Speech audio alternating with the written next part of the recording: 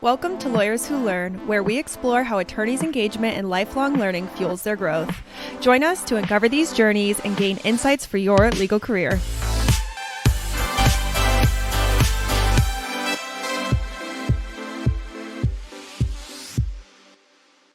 Laura, welcome to Lawyers Who Learn.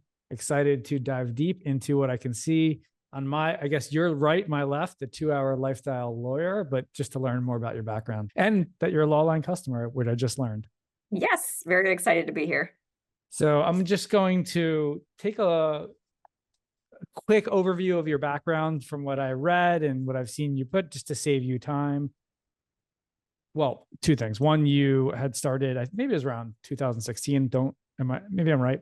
Is that right? Yes, yeah. Okay. 2016, you started a estate planning firm in New York City. And within 3 years, you brought it up to a 7-figure law firm, which that in itself is probably a great story we can dive into as well. COVID hit. And then just like everybody else, you're like, oh no, what do I do? And you had said you had, maybe it was Vermont, but I don't think it was Vermont, where you'd moved in with your dad somewhere outside of the city. Rhode Island, yep. Rhode Island. And then you had to rethink your practice and how you wanted to do that. And then you started building this framework to build this online virtual legal practice that actually favors and focuses on lifestyle of the lawyer in addition to serving the clients even better. And that's where this 2-hour lifestyle lawyer process came. From there, you started doing coaching and you built a course. Now you have memberships, and then you just launched and wrote a book called Lifestyle Lawyer Revolution. And I can tell you, I've written the book and I have a second book that I'm working on. I know how hard it is. So congratulations on that. And I want to dive into that as well. I'm just save all that so we can get right into the meat of the story. Anything I missed or? No, that's an amazing summary. That's a very accurate, very concise summary. Perfect. Awesome. So let's start with. Did you read the whole book beginning to end? No, I just got it an hour ago. That's right. Okay. But I did read your intro, and that's where I got you. You shared your intro, and I get the concept, but I don't want to get into the book just yet. Let's just talk about you for a second, because I think it's really interesting. It's very rare. There's several people who've done it and are doing it now, but it's very rare to be an attorney and then also want to shift and then start teaching and then build a course. But let's just talk about, how did you build? Let's start further back. When you think about your life and all these interviews that you've done, because I've seen several so far, is there anything that you're not really talking about that you wish you can talk about more? And I know you want to talk about the book because that's what's going out there, but is there something about when you think about it, this is Lawyers Who Learn, on how you've learned and grown in your career that has made you successful in law and now doing what you're doing, that you wish you could share first before we get into all the details? Gosh, that's a tough one. I think one of the reasons that I've been successful as both a law firm owner and a coach now and an entrepreneur is partially because of all of the work that I did before I went to law school. I worked for several years as a CPA at Ernst Young, and I was at a couple of hedge funds, and I've never had an easy job. It's always been a very high demand, high stress job that I didn't really think much about when I went to law school and even now, but a lot of lawyers don't have any prior work experience. They go straight kindergarten through JD and don't really do much in the meantime, which is fine. That's fine. But I went to law school at age 35. So I had quite a bit of work experience there that I brought with me. And I think that there's quite a few things that I actually find myself doing on a day-to-day basis, not only in my law practice, but in my own, with my employees and whatnot. This is how you build a business. This is how you do it. That's fascinating. And I didn't uncover that in my quick research. And I think that's really fascinating. You went from working in the hedge fund world in accounting, and then age 35 to going to law school. What happened? Like, what was the story there? You know, that's interesting. It was something that I always wanted to do, and I got that foundation in accounting. But I also love reading and writing, and I think more than anything, I really wanted to be entrepreneurial. Estate planning was an area that I was always interested in, and I knew that it was something that I would be good at if I went to law school, and it was something that I would be able to capitalize on my understanding of numbers and my ability to work with people, et cetera. So that was a good start to get me to where I am now. Where did you go to law school? University of Minnesota. But it's a pretty big investment. Was there a tipping point in your career where you realized you were not fulfilled anymore, or you just switched jobs, or something happened where you just had this free space to figure this out? Yeah, part of it was my mom passed away in 2015. That was a part of it. We had these personal things that are going on in our lives. And I think I had just hit the point where I had really great jobs working for really great people, great companies and whatnot. I just never felt like I was really getting to show what I could really do. And that really bothered me because I knew I was capable. I knew that there was a lot there. There was a lot of potential there, but it's hard to fit your square peg into the round hole of employment. It's hard to find that perfect job where you can really show what you can really do. I think it's one of the reasons that I opened my own practice. It's a big part of the reason why I opened my own practice. I just wanted to be able to show the world what I could do. If I could, and I know we just met, my mom passed away actually on May 14th, so almost a year ago today, and it is transformational. So I don't want to just pass over what you just said because it's painful at any point, and I'm just curious how you're doing right now, because I would like to believe that it gets easier, but I know in some form it gets harder, and I'm just curious how this decade has been for you. It is. It was hard. Losing your mom at 40 is actually pretty young. It's pretty young to lose your mom, although many people are much younger. Yeah. So yeah, I think that time period was there was just so much transition for me.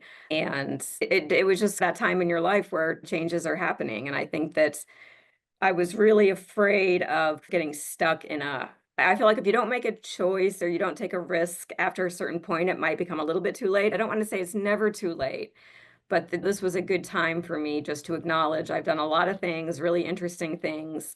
I know I'm smart. I know I'm capable of so much more. And it just really bothered me that I wasn't getting to show that. By the way, that is like almost every single person probably can relate to that in some form in their life. And I think it's not the hero's journey, but it's part of the hero's journey of I don't know if you ever heard the term arete. It's a Greek term for essentially living your life to your fullest. Excellence. It's a virtue. It's a Greek virtue. And I appreciate this because we could have just dove right into the book, but it's really important to understand who you are and your origin story.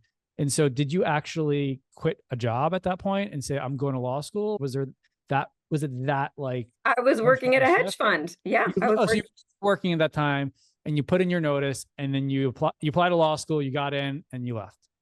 That's exactly what happened. My boss wrote me in a great recommendation, helped me get into a great school, University of Minnesota. I'm very happy to go to such a great school. Yeah, and I just quit and I went back to law school, and that was scary because you know how it is in law school too. Your class ranking really defines what options you have, and Yeah. I was at a top 20 law school, but at the bottom of the class. So that was problematic. And when you said you were passionate about estate planning, was that because of your personal life, or was there something specific about estate planning that was interesting to you? I think that's just who I am. I like numbers and math and money, but I also like dealing with people. Out of all the things that you could do with a law degree, that was the one that I knew I could be good at, and I knew I could also do without being at a big firm.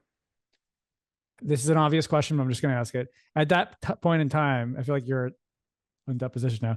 Was there any vision in your head? I'm going to build a brand from this and a course and a book. Okay. Never in a million years.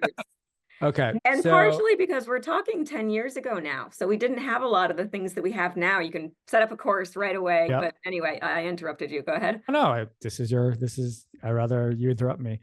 Have you always loved sharing and teaching?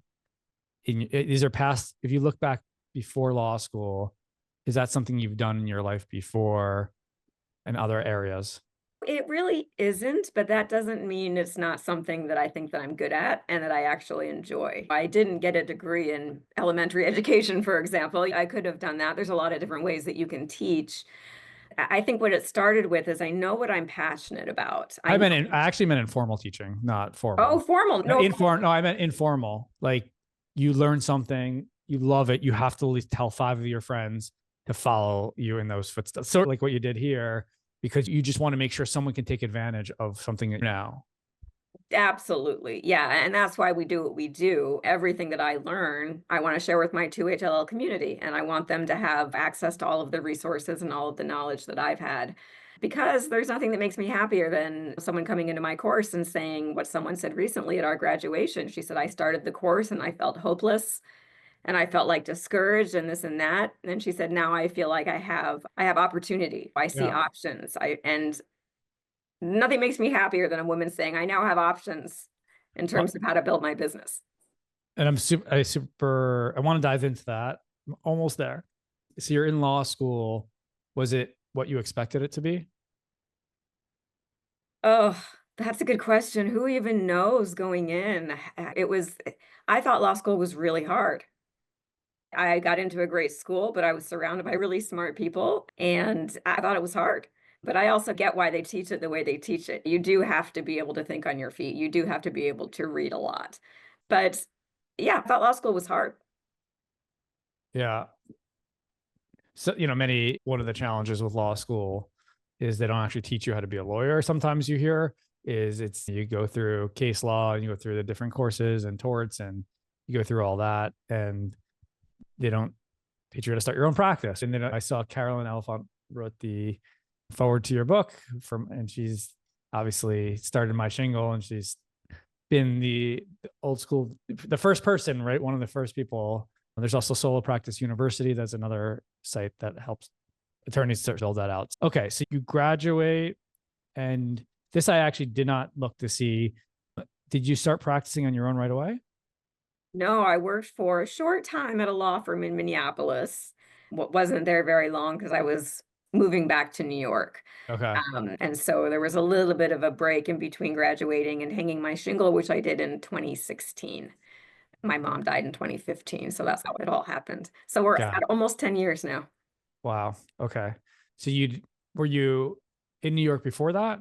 Yeah. Yes. Correct. Yeah. I was. Yeah. I had this weird thing where I moved to New York right after college. I went to Iowa State University, but always had my eye on New York. And I had visited a few times. And I'm like, I was that person. I'm going to live here someday. And lo and behold, I graduated college and got in my car and moved out. So I lived here for about 10 years before I went back to law school. And then I came back again. Awesome. So what was the aha moment when you moved back? You said, okay, now I'm in New York. Obviously, estate planning is very state specific. So I assume around that time you took the New York bar, or maybe you took it earlier. What was the aha moment? I'm just going to build my own practice. Yeah, I talk about in the book what happened, and it was getting fired. Well, which that'll push you. Yeah. And so I won't go into the details of that because that's not in the book, but it really was just losing my job and then just realizing right around the same time my mom passed away and a bunch of other things. Yeah. I just thought, and in a weird way, it was almost like a relief. It was almost like, okay, now I have no excuses whatsoever. Sure. And I've heard other people say that. Look, when your back's against the wall and you have no other choices, you got to make it work. And so all right. So how do you, without just like getting into like cliches or I just did it, I made it happen. How do you build a 7-figure practice out of nothing? Take us through how about what you learned during that process from day one? Because I think about the hardest thing is getting clients, right? Get clients, you figure everything else out. So maybe we can start there. Yeah. Yeah. I invested in a lot of coaching. I invested in the American Academy of Estate Planning Attorneys. I took a lot of wealth counsel courses. I joined the estate planning community. It was, I think, a smart thing to do because there is a way to do this. If you want to be a solo estate planning attorney, the wheel has been created. So I think I say in my book, I've invested over $150,000 in coaching with various coaches in and outside of the legal industry.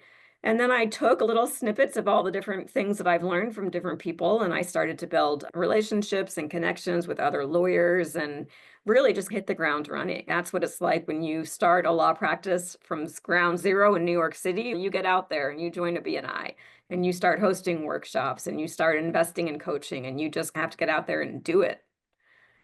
I just interviewed, it's the podcast right before this one. It's live today. I'll send it to you, with Linda. She started a Zoom in 2022 or 2020, right when COVID happened, for estate planning attorneys in New York. So maybe you should join it. And it was because everything went virtual, trying to figure things out. And it's continued for 5 years. They meet twice a month now. There's about 100 estate planning attorneys on it, and they just help each other out. So everything has shifted and changed. And yes, it's very specific. So just for clarity, when I think you said in the book, when you built a 7-figure practice, was that 7 figures over a 3-year period or 7-figure a year practice? It was a 7-figure a year practice by the 3rd year. By the 3rd year. And Yes. how big was your team?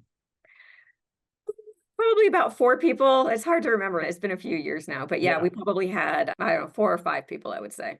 And I'm not a estate planning attorney, but from what I understand, when you do will, what is the bread and butter because that's a lot of transactions Yeah. for 4-person firms. I'm just trying to understand the economics of it. Yeah, it's about 20 clients per month is 20 what it ends up being. 20, depending if your average fee is about 5,000, 5,500, you can back into 80,000 divided by that. Yeah, it's a lot of work. And it's one of the reasons that I don't necessarily want to have that high volume of a law firm anymore. Yeah. I've done it. I did it for maybe 1 year, and I was able to do that. And it didn't really bring me the life that I wanted, because that's the flip side of it. 80,000 a month is like 15, 20 clients a month. And then you rinse and repeat. It's a lot of work. Do you remember getting your first couple clients? Yes, I remember my first client like it was just. Tell me. It was in April of 2017, and I had started hosting consultations and getting my fee sheets together, and I had started hosting workshops in the city. And I think that was one of the best ways for me to start getting business, was hosting estate planning workshops, and people hear you, they speak, you speak, they listen, and then they come in for a consult. And so she came in, and I think I'd had a couple of consults prior to that with other people who hadn't hired me, but she hired me. And when you're doing workshops, at least these ones, who was the audience? So the audience at that time, usually parents of minor children. There's different target audiences. There's parents of minor children. You've got seniors, you've got business owners. You can speak, your marketing can speak to these different communities. So I was targeting parents of minor children. And how did you get those names? So we get the names. This is something that I also think is slightly unique to estate planning. This isn't personal injury. You're not going to put a big billboard up, right? What I do instead is I go to, you probably know this, you're in Brooklyn, right? There's a lot of parents groups. Park Slope Parents is one of them. These pre-existing groups, they're already there. Yes, they're on Facebook, but they're also a whole bunch of other places off of Facebook that's less expensive. I've reached out to these groups. Many of them are looking for your advertising dollars. And the trick is to don't say, I do wills, come hire me. That's not what you want to spend your dollars on. You just want to spend your dollars on, I'm hosting a workshop. Come just hear me speak. Get the email, and now you can continue to market. Just to fast forward today, just to understand, are workshops still what you think are the number one way to get your name out there as a estate planning attorney? Absolutely. I think they're going to be more important than ever as time goes on, and people are like, what's real and what's not, and what's the internet saying? I think that education is always the hurdle you've got to get over, because someone comes in with their 3rd DUI, they're ready to write the check. Someone comes in, they're in a car accident, their back hurts, they're ready to hire the PI attorney. Estate planning, no one wants to write the check. So the reason they don't want to write the check is because they don't understand what they're buying. So that's why the workshops are important. And do you believe they should be in person still at this stage? I think either or both, right? If you want to have a fully in-person practice where you're hosting workshops in person and people come to your office, you can do that. If you're just talking about the workshop part of it, you're going to convert better if you're hosting an in-person workshop versus a webinar. For sure. And are you giving them tools that they can walk away with that they don't need an attorney for? Or you can't really, because you can't write your own will, you can't do that. So is it more just information when you're ready to update your estate or your will? Here are things you should be thinking about at any point. Yeah, or most of the people in the audience don't even have a will. That's what we get most of the time, especially with young families. Sure. I did a 90-mile hiking trip with my dad in Patagonia like 10 years ago. Now is the time to write the will, just in case. But to that point, many people write a will and they don't update it. Or if they build more assets, they don't then start creating trusts, or it gets more complicated as you go along. So I always thought there should be some sort of online platform. make life easier to support this But yeah, process. it won't work though, because wills need to be signed with witnesses Oh, and in today's notary. world, for sure. Yeah. Yeah. Yeah. All right. So I love it. So you're building your own practice. How, in the height, in addition to all the work you were doing, maybe that third year, how many educational, not webinars, workshops were you doing? Yeah, you want to do as many as possible. So I was probably doing 2 or 3 a month at that time. To say that I was running around New York City like a maniac is true. I was running all over the city. Any group that I could get in front of, I would accept. So it wasn't just parents groups. For example, one of the women in my BNI group has a monthly meeting with professional organizers, and she's Yeah, looking for speakers. So I thought, fine, I'll go in front of 40 professional organizers, and many of them ended up sure. hiring me. And did you have somebody actually booking that for you, or is that you doing that at that time? Yeah, at the time I had a team member, Yeah, for this sure. is what I would recommend, is having a team member reach out to these communities for you.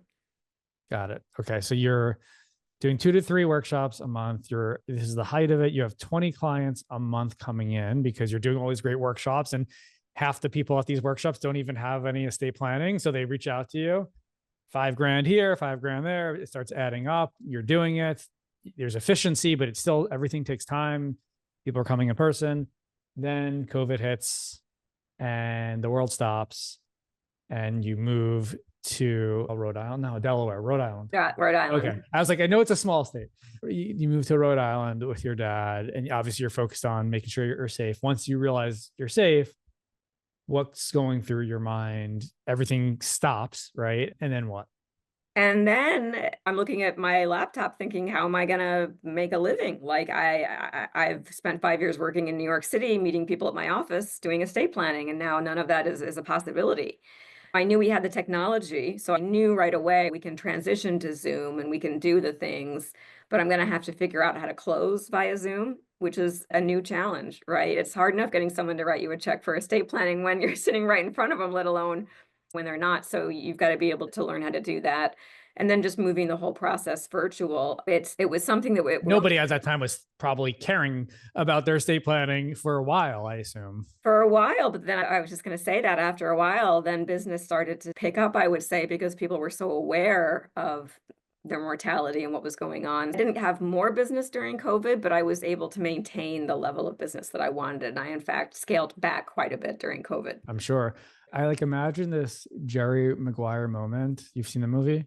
Yes. Where he's like, less clients, more service, where you're going through this transformation where you have more time. And we all had more time during COVID, and you're at home and you're with your dad and you're experiencing nature and you're doing different things. And you're just why do I want to go back to that life? I'm just guessing. So take us through that transformation and what steps, when you started rolling up your sleeves and figuring out phase 2. Yeah, it's funny that you mentioned that. I always think of the revenue analogy. I think then there's a point to this that I'll get to. When I started my practice, all the different coaches and whatnot, everyone was throwing at me, you want to build your big practice, double your revenue, triple, and it was all this muscle flexing. Speaking of movies, it makes me think of the movie 300, when there's that part in the movie where she says, freedom isn't free. It comes at a cost, right? And I think that about revenue. It doesn't come for free. You might get the $1 million in revenue, but that's going to mean 40 consultations a month. That's going to mean 20 saying yes. That's going to be 20 signing ceremonies. Do you even have that time on the calendar? And if you don't get the $1 million and then have to do nothing. There's a price that comes with it. And maybe you don't want what, goes with it. That is such an important point. People, whether it's revenue, whether it's public speaking, whether it's doing workshops, whether it's going to politics, building a business, being an athlete, because you were looking at your life and before you went to law school, and you weren't happy with where you were and where you knew you were capable of. And the big question is, are you willing to make the sacrifices to get yourself there? And some people are very money driven and they're willing to make those sacrifices. They will do those 20, they will do whatever it takes to do it to get to a certain point. And I think and everything is worth that. Was there that moment where you're money is important to me, but not the most important thing to me? Yes, absolutely. And it was during that, I don't know, 10-week span of time that I was there living this normal life with my dad, which was normal for COVID, but there wasn't really anything else to do. We would get up and I would work for a little bit, but then you were right. There were walks outside and other things like that. And I just realized that, this is a scalable model, but you don't have to scale it. And I think that we so rarely do we tell lawyers that you don't have to double, triple your revenue. When is more money not the answer? And there's a time for that. There's more money is not the answer if you don't have the systems to support it, because then you're just going to have a whole bunch of bad reviews. More Yeah. money is not the answer if you're going to have to host 40 more signing ceremonies a month. Just understand what you're weighing. It's funny you say that because I actually think the opposite is the problem for most attorneys. They're stuck at X number. It's not their issue is not how do I stop the business coming in. Their issue is how do I get any business to come in. Do you find you've been doing this and you have clients or members and who are attorneys now? Is that where are we fitting on the thing? Most don't even have any clients. They're trying to figure out how to get one. Yep, absolutely. And of course, that's a big piece of the puzzle. You can't, none of this works if you're not getting people to say yes and at a fee you deserve, right? So we absolutely do not skimp on that part of it. What I think where I'm coming from is so often we'll get members who are getting 2 or 3 clients a month and they're struggling with that and they want to get 8 more. And so then the question is, do you spend more money on ads? Do you spend more money on a team? What do you spend the money on? And so I think a lot of what we're teaching at 2HLL is if you're spending a lot of money getting people in the door or getting people to come to your workshops, but then only a tiny fraction of them are hiring you and they're not hiring you at a fee that you deserve, stop spending money on ads. You've got to fix this bucket. You've got to fix the Yeah, close totally. bucket. So there's this book called Monetizing Innovation, and it talks about this is more about product and software and things like that. Why most new products fail is the way the journey goes is, oh, I have an idea for a product. I'm going to build that product. Let me think about how I'm going to market that product. And the final thing you think about is, what should I charge for the product? And it can relate to this story that you're saying, where it's like, okay, I'm going to do workshops. I'm going to sell this. I'm going to do that. And the final thing, you're just like, oh, wow, like, I don't even know how to convert them from these workshops versus starting with, okay, let me figure out what is my how am I converting them before I even do all these workshops? What is that conversation where the pain point is? Anyways, that's what I thought of when you said that. All right. So you're doing this and then what happens? Like, when does it happen where you start like thinking, I think I'm going to build for myself a new way of being an attorney? And you had coaches before, or is this when you remember originally you said you spent 150,000 on coaches? Was this another point in your life? You're like, okay, I need help from somebody to help me figure out how to do this. Or did you have enough experience at that time where you thought you could make it on your own? It was really just teaching what I already knew. So in 2020, I turned everything virtual. And by 2022, I was back in the city and running my virtual practice here in the city. And then I just started to notice a whole bunch of people online, a whole bunch of lawyers in the Facebook groups and whatnot asking, now that we can do estate planning virtually, does anyone know anything about this? How are people doing it? How are they getting the signing ceremonies done? How are you getting clients? And this was 2022, so we were still in the thick of everything with COVID. And so I just started reaching out to lawyers and saying, I'm doing everything virtual in New York City. I'll teach you what I know. And that was how my coaching business started because, much to my surprise, to be completely honest, a lot of people were interested in this. That was the beginning. That's awesome. You had there's a pain point that you saw and you're like, all right, I will show you what I've done and how I've gone about that process. So did you actually, it seems there's not a lot of time where you actually had your own virtual practice before you started coaching people on doing that. Is that correct? I'd say a solid couple of years, A from couple of March of years. Okay. 2020 to June of 2022. So I don't know if you share this in your book or you talk about it, but you went from $1 million a year practice, then you started going virtual. What was that? Where did you go to? Where was that like that sweet spot where you're like, this is the lifestyle balance practice that I think works for me and will probably work for others? It's about 4 clients a month, and depending on where you're living, 4 clients a month in New York City is about 20,000. Maybe a Okay. different community, it'll be less, but it was enough to keep going, to have all of the systems make sense, to know that I was gonna have that revenue coming in, And because I'm more an entrepreneur, I would say, than a lawyer, I've already got my ideas on other things. So I wanted to keep that going, but give myself enough time to do my passion projects as well. Got it. And the 4 clients a month is 90% of this wills and then some basic trusts, or 95% are revocable living trusts. yes. In New Got it. York, most people do a living trust, although both are an option, but most of the time my clients will do a living trust. Okay. So what year did you start teaching or mentoring attorneys about what you were doing? Yeah, so that was in July of 2022. And I had one student to start. Her name was Erin. And I did what you're supposed to do in these situations, which is basically I don't have any fancy course. I don't have any fancy materials. I don't have anything, but I can teach you what I know. And I know it's going to work. And it might be a little bit messy. So I'll charge you a lot less than I'm going to be charging in the future. And I pulled in maybe 10 people like that. And once you coach 10 people for 10 hours each, you know enough about how to put together a course. So what did you, it's interesting because this is a really important point. It's hard to figure out what the price when you've done that and you want to price lower, but you want to make sure there's enough there. Where did you end up with price point for the initial people, if you want to share? Yeah, the price point was pretty low, in my opinion, for this kind of course. I think it was $39.97, which, you know, in the high ticket coaching space, Yeah, it goes way up. I think we're at about 5,000 now. totally. And even that's still a real investment. How did you convince somebody to actually pay $4,000 early on? Because it's still on them to get the clients. Yes, that's one client, so that maybe that's it. This is just one client, right? So if you can get one client from this, it's worth it. Maybe that's what you said. I don't know. Yeah. How do we get people? There's other people in the market that are charging a lot more. That helps. Yeah. Fair enough. There's other people in the market charging a lot more. I think I do all the sales calls myself. I have enrolled every single person into my course, which is over 500 people now. Wow. And I think it's just a blend of, I share my story. I share what I've done. I'm very honest and transparent. And I think that people are just able to see the value. One client learning the skills to be able to do estate planning from a cafe in Paris.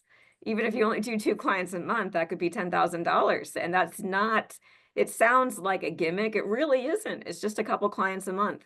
I get it. And this is state agnostic because it's just the structure of how to do a virtual estate planning practice. Yeah, and we teach the overarching concepts of estate planning, which are applicable everywhere, and then your own state law. You'll have to go in and dig into your own state law. Do you specifically, if someone is a New York attorney, do you have a course that's geared towards New York state law, or you don't even do that? No, we don't even do anything like that, and most programs don't, but we do have Facebook groups for all of our New York lawyers, so they can get together if they want to bounce ideas off of each other. All right. So when you did these initial 10 at $39.97, and then it's real, and this is pre-ChatGPT really, right? Because now it helps everything. But how did you take that? And I think you developed an online course. What did you do from there? It was organic. If someone popped into a Facebook group and said, does anyone know how to do it? I would write back and say, I do. And then I would give my credentials. I'm a practicing attorney in New York City, et cetera. And I think that went a long way. And then I just started coaching people and figuring out how to coach. It's one thing to know how to do it. It's something else to teach someone else how to do it. Learning how to coach, I don't have any experience teaching. I don't know. I'm just teaching what I already know. Did that for a while. And then I started to realize that I knew enough about what I was doing to start doing a group format. And so raise the fee a little bit and teach 10 people instead of people one-to-one. And when you say raise the fee, so you raise the fee and you put it into a group format. Yeah, because if you really want to know the details, the very first clients, the first 10 that I have charged very little because I was learning as much as they were. So I bumped the fee up when I knew I had something good. It makes a ton of sense. Now, is there an online asynchronous course as well? So this is something we've struggled with. Do we force people to do it like a live cohort via Zoom with other people because that provides accountability, a community, but then we're teaching all the time. So sometimes we'll sell it in a DIY version and then people are like, oh, we're missing the community. So the goal is to eventually have both options, have a live cohort for people who want to do it live. And if someone wants to binge it and do it overnight, they can do that too. But is there an online version now? Yes, we'll be selling one starting in about 2 weeks. And is that really just a live course recorded, or is it like a design course meant for online consumption where you take it in chunks and pieces and go through that process? At this time, it's the online course recorded that they can Okay. watch. You got to start in different phases and see how that works and go through that process. During this process, again, before ChatGPT, when you were designing this, you had to figure out, okay, what is the USP of this course? How do I differentiate itself? And I think probably at some point you're like, 2-hour lifestyle. I think of the 4-hour work week when I see that. So I don't know if that was your inspiration. So yes, let me tell you about that. It wasn't my idea. So basically how this all came about was I was working with a coach to help me flesh out my offer, as they call it. What are you going to put out there that's different from everyone else? And I basically said the story that I've just told you. And I said, I'm working a couple of hours a day. I make at least 10 grand a month, which is significantly less than other months, but for a couple of hours a day. And he was like, okay, so let's call this the 2-hour lifestyle lawyer. I said, great. I love it. It's perfect. And that was where the name came from. how does that resonate with your clients? Well, which clients? My estate planning clients or my lawyer clients? I'm your lawyer right now. I'm talking about the members. Let's call them your members. Yeah. Well, so this is the other thing that happened when I came up with the name. I came up with this is something that no one else has really sold. And when I say no one else, I mean there are other coaches out there selling. They dangle the revenue carrot. We're going to help you, 150 revenue boost, this and that. No one is saying 10,000 a month working part-time from anywhere in the world. And I think that the reason they're not saying it is because they think 10,000 isn't enough. My God, $10,000 for a lot of lawyers working part-time on their own schedule is actually a pretty good deal. So we're not limiting you, Yeah. but what the funny thing my coach said was, it's like you're zigging when everyone else is zagging. And I'm like, yeah, I'm going to be willing to zag because I think not everyone wants the $1 million. They want the 2 hours and 10,000. What I like about it, it's there's a set number, it's achievable, it's a stepping stone or not, or it's the final step. And so when it's something that you can actually, as if I was one of your members, I could visualize, okay, I can get 2 clients or 2 to 4 clients a month. I can do that. Who can't do that? Let me go through that process. And I just need a coach and a team to help me get there. So that makes sense. These 500 members, what percentage of them, if any, are fresh out of law school saying, I'm just going to do this from day one? A shockingly high number, which I think it's actually maybe not that high. It's probably 5 or 6 we've had who have taken the course while waiting for their bar results, which I'm just like, go you, because they're just going to be ahead of the pack, move to the front of the line. So we do have people that are right out of law school, and then we've got people who 5 or 6 out of 500. Yeah, so not so many. high. Yeah. But so it's not that high, but then it's like the fact that there's anyone in my course, it's just at a loss. So I don't know if you've done any data analysis of who is, if you had to break down the majority, who 1 to 3 year, like how would you break down who the members are? Yeah, I would say a good chunk, maybe 50% or higher, are right out of law school or have been practicing for a couple of years, but never launched their own practice. So they're basically starting from square one. Are they all coming from estate planning background, or some of them switching practice areas? Yeah, some are switching, right? So some either have no law firm experience at all, or some maybe have been doing personal injury, but never estate planning. So most people are starting from scratch, is what I would say. But then we have a fair number of people that have been doing this for 10, 15 years. Now, how are you today? Just so I can get a sense, you're still practicing, it sounds like. Are you still focusing on that 4 number a month, or has it organically grown more since you're out? No, I limit it. And this is one of the lessons that we try to teach. So if you want to grow other businesses, you've got to limit. All right. So how big do you want this side to get? So I want this to get as big as possible without getting too big. It's not the goal to be the biggest necessarily. It's the goal to be the best at what we're doing, to do what we do in the most kind of transparent, honest way. But we do have a lot of fun ideas. There's a lot of things that lawyers need help with: management skills, teamwork. I have experience with this, not only in my own practice, but from the 15 years that I worked before law school. Totally. So we have a lot that we want to share. And of course, it's interesting because there's a decision you have to make. where it's interesting because I run an online education business for on-demand CLE, and we're just launching a coaching business as well, and in the leadership space.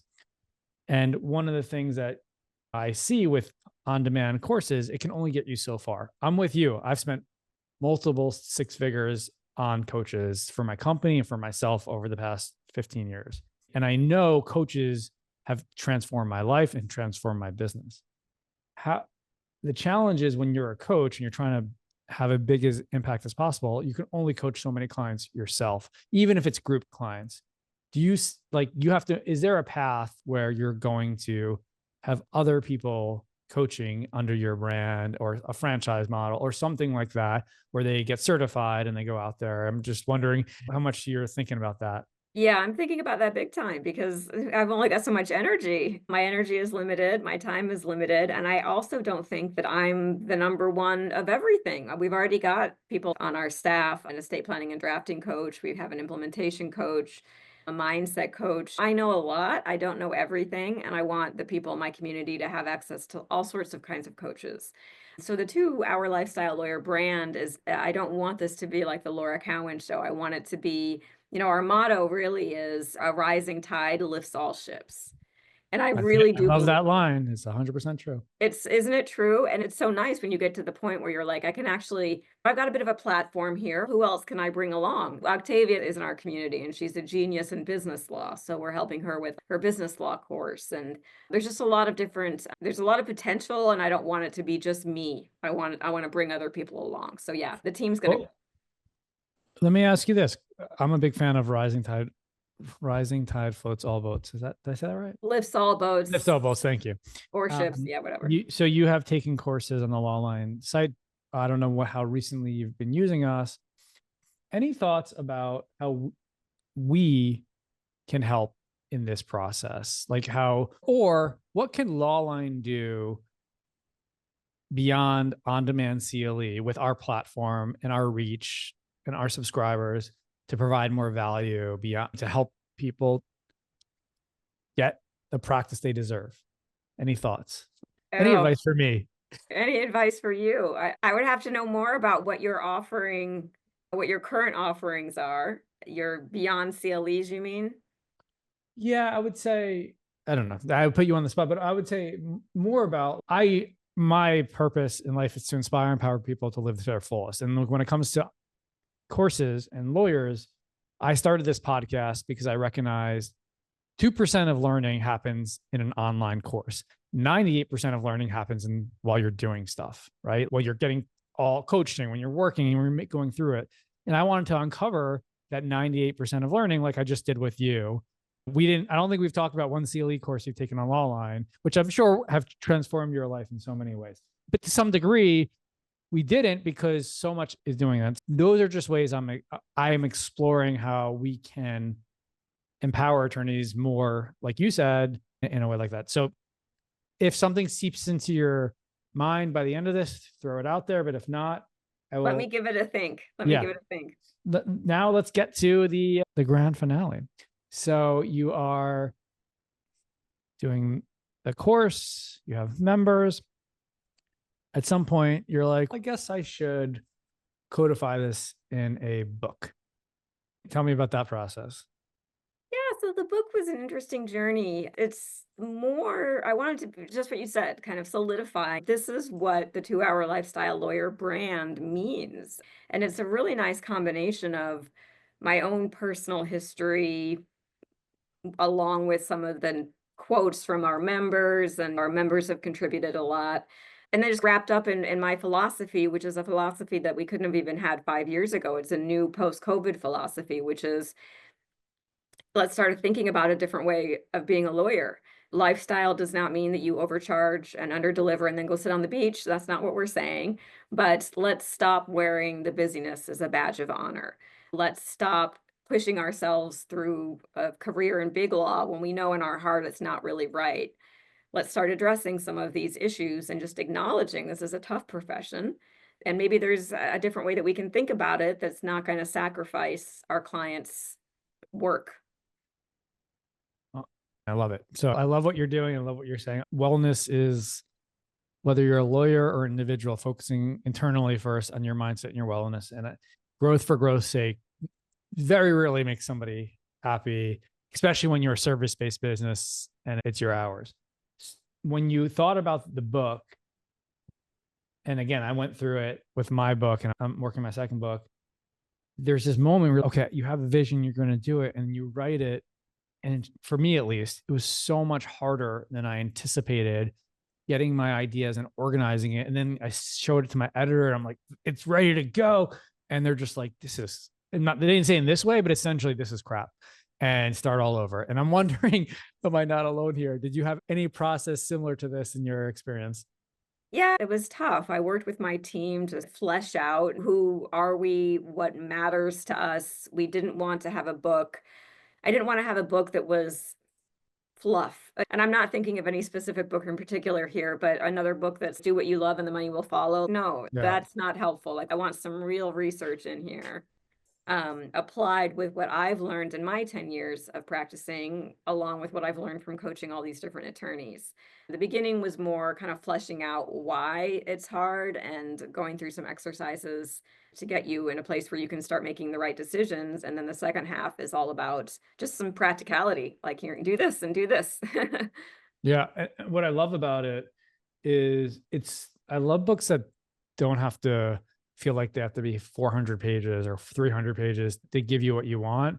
And it's something where you can hold in your hand and it's easy. It's actually about, this is my book. And it was very similar. And I was like, yeah, you can, on Audible, it was like a 3.5 hour read for my book. I don't know if yours is, are you putting it on Audible? Or We want to, yeah, we haven't done it yet. So much easier now with AI, and I don't know how you would do it, or if you want to do it yourself. That would be if I could go back, I would have just read it myself, but I didn't want to hear my voice. But it would be a legacy. It's an easy read. It's an easy read, and No, I totally. do think I think it's different. I'm gonna maybe pat Yeah. myself a little bit on the back. It's different from some of the other things that are out there. Again, I haven't fully read it, but one of the first things that I saw, I don't think you follow the whole thing, and I thought you were going to. You started talking about a lawyer named Sarah who was going through law school or graduating. And at first I thought you were going to do, and maybe you did. So like I said, I didn't finish, something similar to the E-Myth. Have you read the E-Myth? Oh yeah, great book. Yeah. So he takes someone who is a cook and or baker and wants to start a bakery. And he actually tells the whole book through her eyes, this fictional character, but he's coaching her through the process. And so I saw a little bit of that I saw a lot of quotes from clients in each area. But maybe you can just share that. The two people who you're talking about in law school, like Sarah, who is Sarah in the book, and what's the goal? Yeah, and there's not just Sarah. There's I think 3 students in the course that we follow, and Sarah is a pseudonym for someone else that we reference throughout the book. But all of the other quotes, basically what we did was, when I started writing the book, I think I'd had about 200-300 people take the course at that point. And so I just sent out a survey to everyone in my community asking these questions. And these are the answers that I got back. And so we pulled out the ones that helped us tell our story. Yep. And so there's 2 or 3 that we follow a little bit throughout the book, but you hear from a bunch of other lawyers in the community as well. Yep. Fantastic. Are you now returning? I think, who reached out to me about this? It wasn't you, right? It was somebody else. It was confusing because her name is Lauren Bartell's my publicist. Yeah, I was like, it was too close. The name was too close. So you've hired a publicist. I don't know if you've worked with her. So you're taking this very seriously. You've hired a publicist. She's reaching out to podcasts, other areas. Tell us. And I love that. I love that you're not like, I put it out there. Are you going to restart doing workshops, restart that engine that you maybe slow down a little bit to really get this out there? What's your plan? Yeah, the whole goal is to help people. The whole goal is to help people, right? And so the more people, I think, that read the book, if nothing else, they're going to feel a little bit better about their choice to go to law school. I hope that's the case. If nothing else, the very final exercise in the book will have them feeling better about their choices. I think the goal is to kind of get in front of as many people as possible and to give lawyers resources that they need to practice law in a way that goes along with everything else that matters. So whatever that looks like, I want to be a part of that.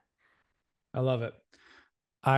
Is there anything that we didn't talk about that you wish we would have mentioned or reviewed in your learning and growth history?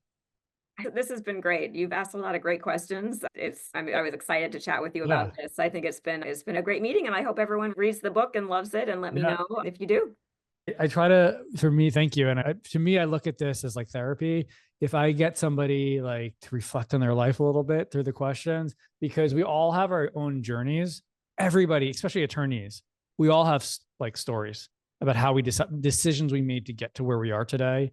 And I appreciate you coming on. I love uncovering those stories and understanding what makes you tick, because we can best learn by observing what you've done versus follow these 5 steps in life to get there. So thank you so much for that. I will finish the book. I will tell everybody about it, and looking forward to continuing our conversation. And now that we're both in New York, we'll meet in person. That will be easier. Absolutely. Yeah. Yes, All of right. course. Well, I'm in the city, you're in Brooklyn. We'll meet halfway between. I'll come to the city. I have an office in the city. All right. Thanks again. Thank you. Take care.